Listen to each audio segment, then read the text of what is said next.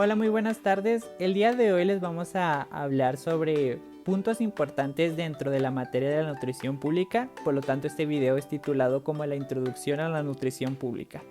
Este video fue desarrollado por mis compañeras Jessica Murillo, Carolina Martínez, Dalai Rodríguez y su servidor Ricardo Torres. Comenzando con la parte de antecedentes, es decir, dentro del documento de 100 años de la nutrición en México, me encantaría destacar todos los puntos que se mencionan en el documento, sin embargo solamente destacaré algunos de ellos. Comenzando con la entomofagia. Esta es una práctica en la que se ingieren insectos como alimento para los humanos. Es un hábito alimenticio muy extendido en algunas culturas de la Tierra, como lo es en África, Asia, Oceanía, y también nuestro continente, el continente americano. Es impresionante y destacable que solamente en el estado de Oaxaca se registran unas 300 especies comestibles. Por lo tanto, este tipo de prácticas en donde se consumen insectos no deben ser vistos como alimentos de emergencia, sino como verdaderas delicadezas de lujo que tienen un precio particularmente elevado. Pasando al el primer periodo que menciona este documento, que fue aquel que fue conformado del Porfiriato a 1920, es importante destacar dos puntos. Uno es que uno de los métodos para conocer las medidas necesarias para la prevención de enfermedades eran las llamadas cartillas de higiene. Estas se utilizaron para educar y resolver los problemas de los escolares con la pretensión de alcanzar la población en general. Si se fijan, este sería uno de los antecedentes a las cartillas de vacunación. Por otra parte, también se crearon las raciones de mantenimiento y las raciones de trabajo, que querían conocer el gasto energético de los cuerpos, su metabolismo y las calorías presentes en los alimentos. Por otra parte, tenemos el segundo periodo, que fue aquel que fue un periodo entre guerras y el auge de la nutrición social.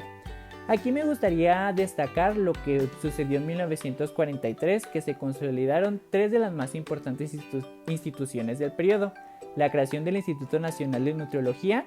Después, el mismo año se creó el Hospital del Niño, que posteriormente es conocido como el Hospital Infantil de México. Y finalmente, en 1946 fue creado el Hospital de Enfermedades de la Nutrición. Me gustaría destacar, por ejemplo, qué fueron las investigaciones que se desarrolló en 1943 por parte del Instituto Nacional de Nutriología. Dentro de los más destacables, tres de ellos fue la biodisponibilidad del calcio en la tortilla mediante un estudio con ratas, el aumento de la biodisponibilidad de la niacina del maíz al producir la tortilla y un estudio sobre la harina de pescado como suplemento proteico. Por otra parte, el Hospital del Niño, que posteriormente fue conocido como el Hospital Infantil de México, en 1947 se llevó a cabo un estudio en la sala de nutrición del Hospital Infantil sobre la capacidad de recuperación de niños desnutridos comparado con proteínas de origen vegetal y animal. Finalmente, en los últimos dos periodos, que fue el tercero y el cuarto, el tercero fue aquel conformado del año 1950 a 1980. Destacó que principalmente las series de encuestas que se hicieron, ya que además de brindarnos información socioeconómica de los encuestados, también estas nos servían como para ser utilizadas dentro de un contexto clínico. Y finalmente, el cuarto periodo, que es aquel que es conformado de 1980 a la fecha, destaco que las encuestas nacionales de ingresos y gastos de los hogares que son realizadas por el INEGI han recuperado parte de los esfuerzos de la nutrición social.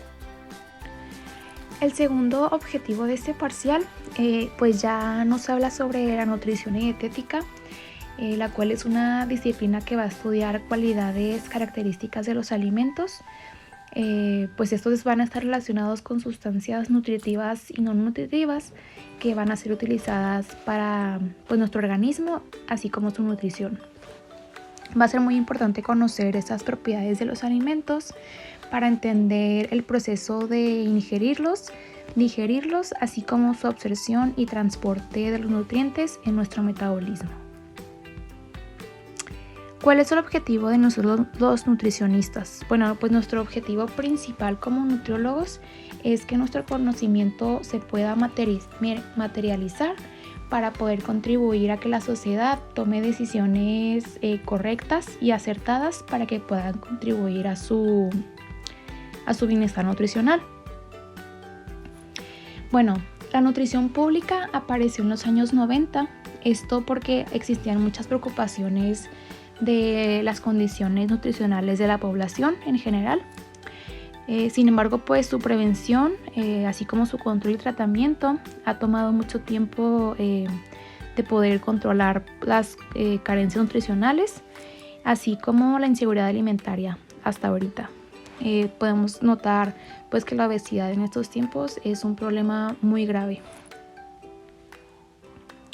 Debido a estos problemas nutricionales y la inseguridad alimentaria, en los años 70 se empezaron a realizar conferencias sobre la nutrición y alimentación con los fines de poder trazar metas para que pueda existir una esperanza de vida en todos los países, no nada más en México, por encima de los años 60. Estas fueron algunas de las conferencias más importantes que se realizaron. Muy bien, ahora sí, pues vamos a adentrarnos en sí a la nutrición pública como ciencia. Pues esta nutrición pública está centrada en las poblaciones y al mismo tiempo va a estar ligada a políticas públicas, a la investigación y a la formación. Su función principal va a ser el determinar la magnitud y gravedad de los problemas alimentarios y nutricionales existentes que están dentro de nuestra población para poder analizar pues sus determinantes y poder llegar a una solución. ¿Cuáles son los alcances de la nutrición pública? Bueno, entre algunos de los alcances se encuentra la comprensión y explicación de fenómenos que determinan la situación alimentaria y nutricional. Estos para poder ayudarnos a explicar asuntos que desde las ciencias naturales no se pueden abordar, tales como culturas alimentarias, ajustes alimentarios que realizan los hogares debido a pues estas crisis alimentarias, y uno de los más importantes, que es el predecir situaciones para evitar situaciones extremas, ya sea como hambrunas, desnutriciones graves, deficiencias severas de micronutrientes, inseguridad alimentaria, entre muchas otras. Debido a esta grave inseguridad alimentaria, debe de existir una vigilancia alimentaria. Como su nombre lo indica, pues la vigilancia debe de ser el estar atento a la nutrición para poder tomar decisiones que conduzcan a un mejoramiento pues de nuestro estado nutricional. Y es por esto que debe de existir una defensa por la nutrición de la población. Aquí se va a tomar en cuenta la malnutrición, a sus costos económicos y sociales, intervenciones nutricionales, a las políticas alimentarias y planes, a la alimentación, sobre todo pues como un derecho humano. Esto lo vamos a poder llevar a cabo por medio de estrategias que son promociones a la salud, participación ciudadana, trabajo interdisciplinario y a la investigación. Bueno, ahora el tema es el ABC de las estadísticas vitales. Bueno, primero, ¿qué es esto? Esto es el resultado del recuento de los hechos más importantes de la vida de una población de un país. En esto hay estadísticas de nacimientos, de defunciones fetales, de matrimonios y también como de divorcios. Su importancia, pues es que estos datos estadísticos continuos permiten ahondar sobre la tendencia del crecimiento de la población, y esto se basa en las tasas de natalidad y de mortalidad. ¿Para qué sirven? Bueno, estos son elementos básicos para el análisis demográfico de la situación de un país y también como uno de los requisitos para poder llevar a cabo la planificación del desarrollo económico y como el social. En los antecedentes, estos fueron en inicios de los registros parroquiales de la Iglesia Católica que existieron a partir de la colonización del país y también de la evangelización. Esto también servían de base para el cobro de diezmos y de tributos. ¿A qué nivel han sido adoptadas en México las recomendaciones internacionales? Bueno, esto es para que los países puedan tener un sistema de estadística vital que ha de elaborar una serie de manuales, como este es el Manual de Sistemas y Métodos de Estadísticas Vitales. y se recomienda homogeneidad en el manejo de las estadísticas vitales a fin de garantizar la comparabilidad internacional. ¿Cuáles son sus fuentes informantes de las estadísticas vitales? Bueno, para la producción de las estadísticas vitales, en el INEGI cuenta con la información proporcionada por 3 tipos de fuentes. Uno es el registro civil, otro es el de agencias de Ministerio Público, como también el de juzgados familiares, civiles y también mixtos. ¿Cómo se generan las estadísticas vitales? Este es a través de sus 10 direcciones regionales ubicadas en el territorio nacional. ¿Cuáles son sus variables que se captan en las estadísticas vitales? Bueno, son varios. Uno de ellos es el acta de nacimiento, el certificado, acta de cuaderno de defunción, igual el certificado de defunción fetal, también el acta de matrimonio, el acta de divorcio administrativo y, por último, el cuaderno de divorcio judicial. Ahora bien, vamos a pasar al Coneval, que es un consejo que se encarga de normar y coordinar de manera independiente la evaluación de las políticas y los programas de desarrollo social, además de que establece los lineamientos y varios criterios para poder definir, identificar y además medir la pobreza. El objetivo de es garantizar el pleno ejercicio de los derechos sociales consagrados en la Constitución Política de los Estados Unidos Mexicanos, con el fin de asegurar el acceso para que toda la población lo tenga al desarrollo social, y básicamente depende de la administración pública. Además, este consejo sigue una metodología para poder medir la pobreza. Entre estos elementos se encuentra la desagregación de dimensiones, que básicamente se encarga de separar la información en unidades más pequeñas. El segundo es la desagregación por grupo de población, que es una separación física a la distribución desigual de los grupos sociales en las ciudades.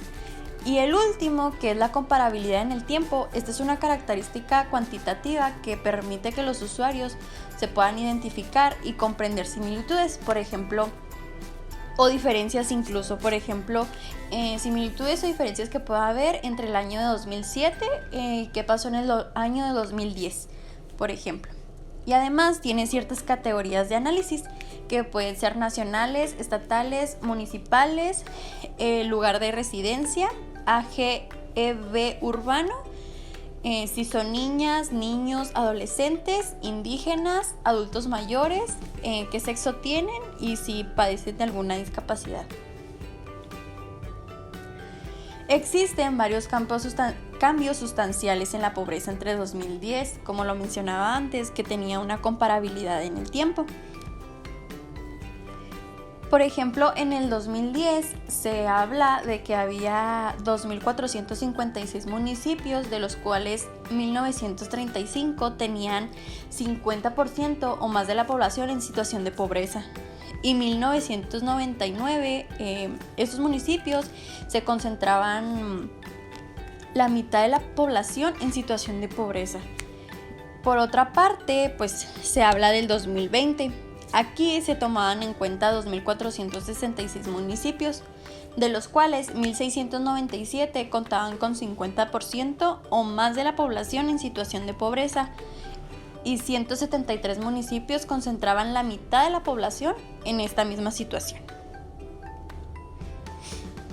Ahora bien, ¿cuáles son los municipios con mayor población en situación de pobreza y pues cuáles no? ¿Cuáles estaban en menor entre el año de 2010, 2015 y 2020? Bueno, primero para empezar, en el 2010, con mayor situación de pobreza se encuentra San Juan Cancuc, Chanal, San Simón Zahuatlán y Aldama. Por otro lado, en los que se encontraban en menor situación era Benito Juárez, San Pedro Garza García y Huepec. Para el 2015, los que se encontraban en mayor situación era Aldama, Chanal y San Juan Cancuc. Menor situación, En eso se encontraba Benito Juárez, San Pedro Garza García y Huepec. Y para el 2020 se mantuvieron los mismos estándares que en el 2015. Si podemos ver, hay muchísima similitud entre los que se mantuvieron en mayor situación de pobreza y en menor situación. Ahora bien, pues la entidad de población mayormente pobre destacan que era Oaxaca, Puebla y Chiapas, y las que tenían un menor índice pues de pobreza era Nuevo León. Ahora bien, también se encuentran unas carencias sociales en el 2020 que nos habla sobre el rezago educativo, que se acentuó en las regiones donde históricamente se han registrado mayormente, pues que hay mayores niveles de socioeconómicos en el país, hay más pobreza en ese tipo de regiones. Después está el acceso a los servicios de salud, que estas carencias aumentó con mayor número en municipios con respecto al 2015. Por esta razón fue que su distribución en el territorio fue más generalizada. Y por ejemplo también está la carencia por el acceso de alimentación desde el 2010, que ha presentado una disminución en el número de municipios y pues más de la mitad de su población lastimosamente se encuentra en carencia. Sin embargo, pues los porcentajes superiores a 60% se mantienen en algunos municipios indígenas principalmente.